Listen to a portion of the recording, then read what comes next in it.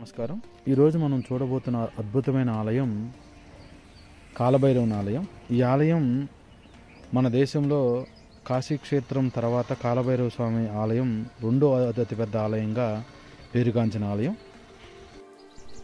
ఎంతో పురాతనమైన ఎన్నో విశిష్టతలు గల ఈ ఆలయం మనం చేరుకోవాలంటే హైదరాబాద్ నుండి ముందుగా కామారెడ్డి చేరుకోవాలి. కామారెడ్డి నుంచి ఇస్సన్నపల్లి అనే గ్రామం 12 కిలోమీటర్ల దూరంలో ఉంటుంది. హైదరాబాద్ నుండి మొత్తం ఈ ఆలయానికి మనకి 125 కిలోమీటర్ల దూరంలో ఈ ఆలయం ఉంటుంది. సకల గ్రహ దోషాలు తొలగించుకోవటానికి ఖచ్చితంగా హైదరాబాద్ నుండి ఈ ఆలయానికి భక్తులు ఎక్కువ సంఖ్యలోనే వచ్చి ఇక్కడ పూజలు చేయించుకుంటారు. కాలభైరవ స్వామి ఆలయం దాదాపు 2000 సంవత్సరాల క్రితం నాటిదని పురాణం.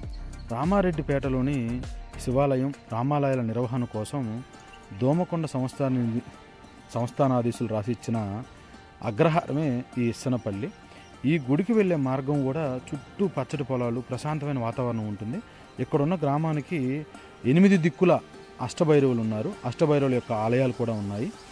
ఈ ఆలయం దగ్గరికి వెళ్ళగానే కాస్తంత దూరం నుండే ఈ గుడి సింధూర రంగులో మనకి కనపడుతుంది. చేరుకోగానే మొత్తం అంతా మనకి ఆలయం అంతా సింధూర రంగులోనే ఉంటుంది. కాలభైరవ స్వామి యొక్క విగ్రహంతో సహా అంతా కూడాను సింధూరంతోనే ఉంటుంది. ఉన్న కాలభైరవ స్వామి విగ్రహం సుమారుగా 13వ శతాబ్దం నాటిది. నార్మల్గా ఇక్కడ ఉన్నటువంటి స్వామివారిని మీరు గమనించినట్లయితే దిగంబర కాలభైరవుడిగా మనకు దర్శనమిస్తారు. అయితే ఇక్కడున్న కాలభైరవ స్వామిని దర్శించుకున్నంత మాత్రానే ఖచ్చితంగా దృశ్యలోపాలు ఏమన్నా ఉన్నట్లయితే తొలగిపోతాయని, అలాగే ఇక్కడ సకల గ్రహదోష పూజకని చేపిస్తే ఖచ్చితంగా గ్రహదోషాలన్నీ తొలగిపోతాయని ఆలయ పూజారి గారు చెప్పడం జరిగింది. మన వీడియో ద్వారా స్వామివారిని మీరు చూడవచ్చు. అటువంటి కాలభైరవ స్వామివారి విగ్రహం ఎంత విస్తృత గలదంటే పూర్వకాలం రోజుల్లో బాగా కరువులు ఉన్నప్పుడు వర్షాలు పడనప్పుడు ఇక్కడ ఉన్నటువంటి గ్రామస్తులు అందరూ కలిసి స్వామివారి విగ్రహానికి పేడ పూసేవారట. పేడ పూసిన తర్వాత కొద్ది రోజులకి వర్షాలు బాగా పడేవంట. విగ్రహానికి ఉన్న పేడ అంతా కూడాను కంప్లీట్గా మటిమాయమైపోయేదట. ఆ రకంగా ఇక్కడ ఉన్నటువంటి గ్రామస్తులందరూ ఎప్పుడు కరువు వచ్చినా స్వామివారి విగ్రహానికి పేడ రాసి వారి యొక్క కరువు కాటకాలు తీర్చుకునేవారట. ఎంతో విశిష్టత గల ఈ కాలభైరవ స్వామి ఆలయం ఎన్నో మహిమలు గల ఆలయం. ఎవరైతే చేతబడి కలిగి ఉంటారో అలాంటి వారు ఈ దేవాలయంలో 21 రోజులు లేదా 41 నిద్రలు చేస్తే ఖచ్చితంగా ఈ ఆలయ ప్రాంగణంలో ఉండే కోనేరులో స్నానం ఆచరిస్తే ఆరోగ్యం కుదుట పడుతుందని ఈ ఆలయం యొక్క స్థల పురాణం.